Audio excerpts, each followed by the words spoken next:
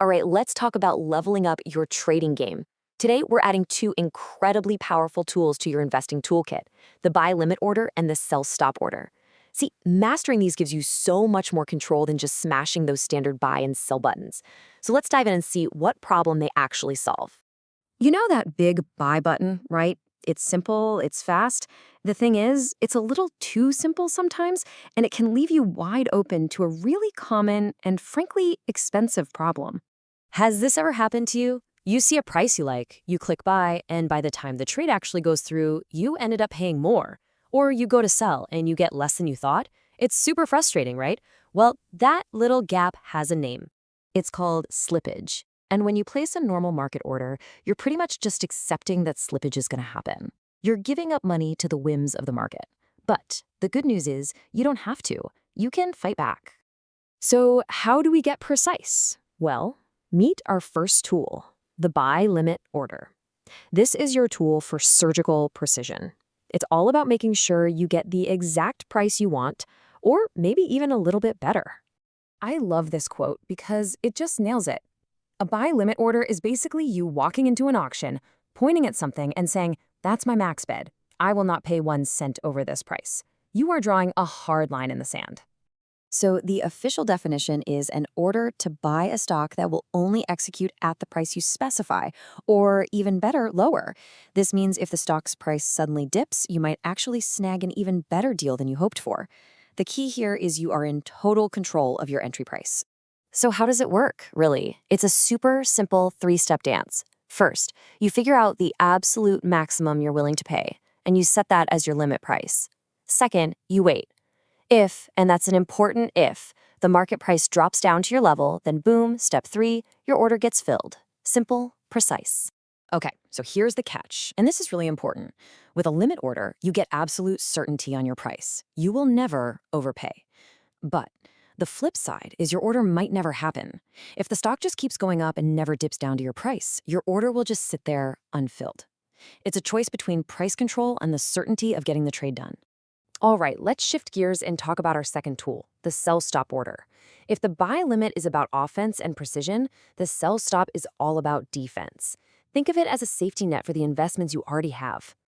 You know, a great way to think about this is like an eject button for your stock. If a position you own suddenly starts to nosedive, the sell stop is your pre-planned escape hatch to get you out before things get really bad. It's a massive tool for managing your risk. So here's the formal breakdown. You set a stop price that's below where the stock is currently trading. This is your floor. If the stock price ever tumbles and hits that floor, it automatically triggers a market order to sell your shares. Its whole job is to protect your profits or cut your losses short. The mechanics are really straightforward.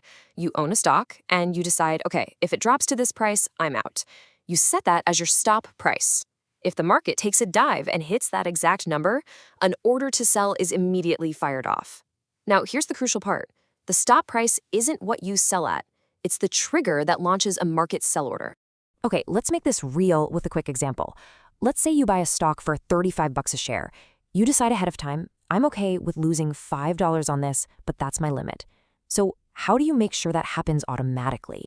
Well, you'd place this sell stop order just a little below that $30 mark. Maybe it's something like $29.50. That number is now your tripwire.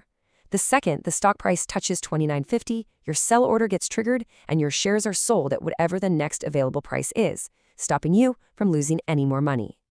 Okay, so we've got our precision entry tool, the buy limit, and we've got our defensive safety net, the sell stop. Now let's put them side by side. This is where it'll all click into place. This table just lays it all out perfectly. First, look at the purpose. A buy limit is for getting into a trade with precision. A sell stop is for getting out of a trade to prevent a bigger loss. Then look at certainty. This is huge. A limit order guarantees your price. A stop order guarantees your execution. It guarantees you get out. You have to decide which guarantee matters more in that moment.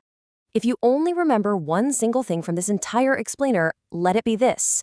Limit orders are all about a specific price. You're saying buy or sell at this number. Stop orders are all about a price trigger. You're saying if the price hits this number, then go sell. It's a totally different way of thinking. Whew. Okay, we've covered a lot of ground here, from the annoying problem of slippage to the two big solutions. So let's wrap this up with a quick recap of the most important takeaways.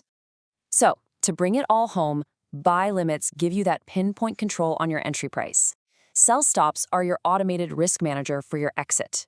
And at the end of the day, remember, limit orders are about a specific price, while stop orders are about a specific trigger. And that really brings us to the big question, doesn't it? Knowing what these tools are is step one, but now you have to think about how you're actually going to use them. Are you going to prioritize getting the perfect entry price, or is disciplined risk management more your style? The ball's in your court. Thanks for joining me.